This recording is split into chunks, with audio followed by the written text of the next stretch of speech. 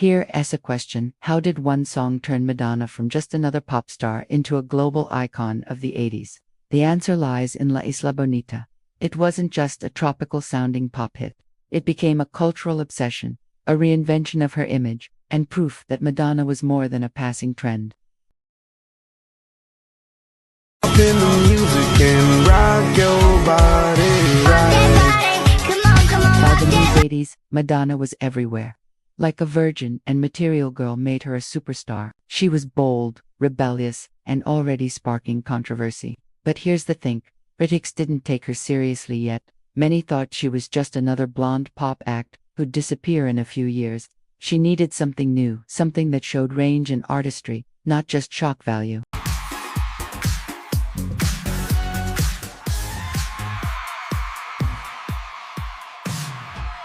In the middle of the 1980s, the world of music was changing faster than anyone could keep up. MTV had just turned songs into stories, and every artist was scrambling to figure out how to survive in this new, visual world. But then came Madonna. She didn't just survive, she owned it.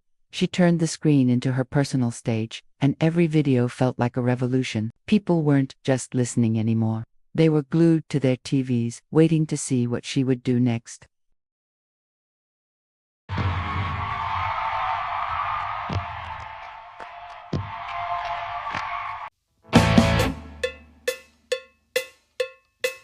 Her arrival wasn't quiet. When Like a Virgin hit, it was explosive.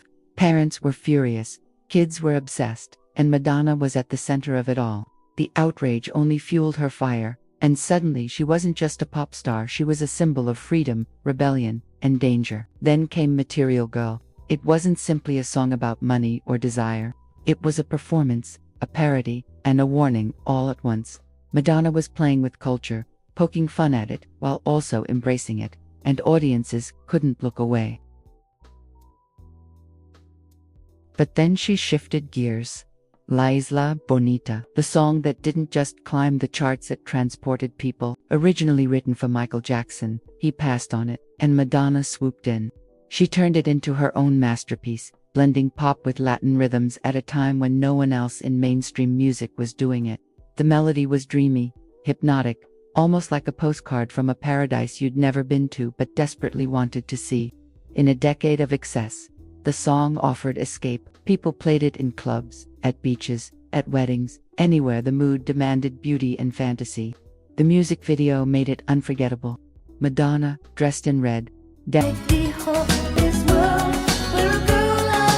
dancing through Spanish-inspired streets, candles flickering, Catholic symbols shadowing the background. What was exotic, dangerous, and unforgettable? Fans saw two sides of her in that single video: the saintly woman in white and the fiery temptress in red. That duality, innocence versus desire, was her magic. Critics were outraged again, of course. They accused her of mixing religion with seduction. But Madonna thrived on controversy. She knew the more people complained, the more others would tune in to see what the fuss was about. And it worked.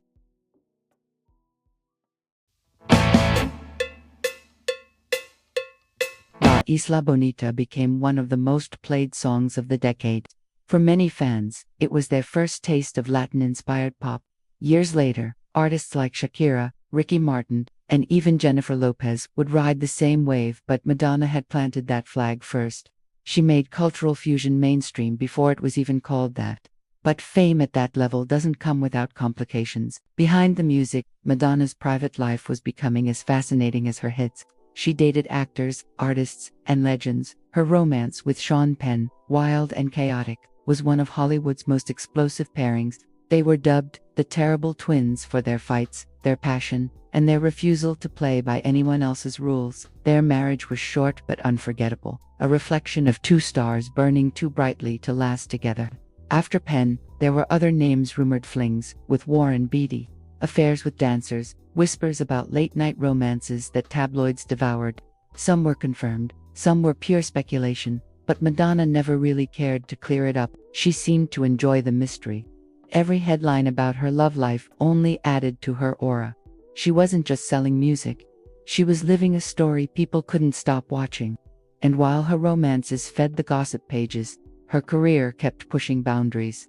Tours that felt like theater, videos that blurred the line between art and scandal. She spoke openly about subjects most artists avoided, daring society to judge her. And they did, but they also bought her records in the millions. Fast forward to today, and Madonna is still here, still unapologetic, still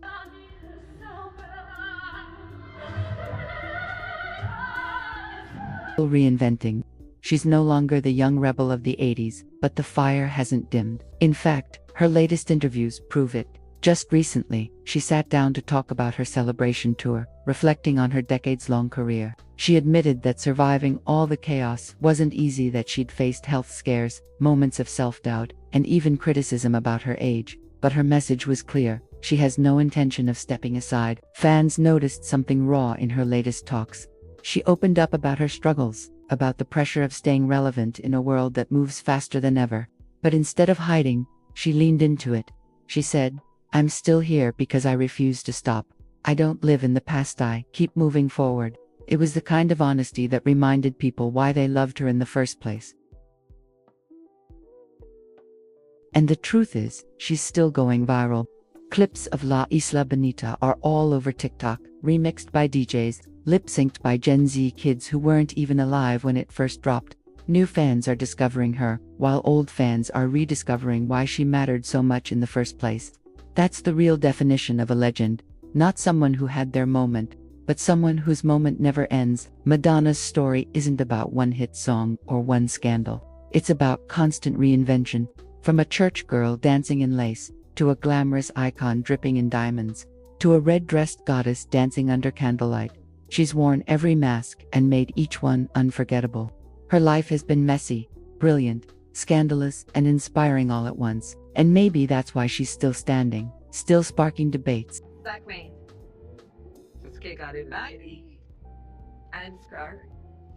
Still selling out tours, because at the end of the day, Madonna was never just about music. She was about daring people to feel something: love, outrage, envy, desire. And in the world of pop, that's the one thing that never goes out of style. So when you hear La Isla Bonita, or see her in those 80s videos, remember, it wasn't just a song, or a look, or a scandal. It was a movement. And decades later, the movement hasn't stopped. The only question is, how long can she keep rewriting the rules?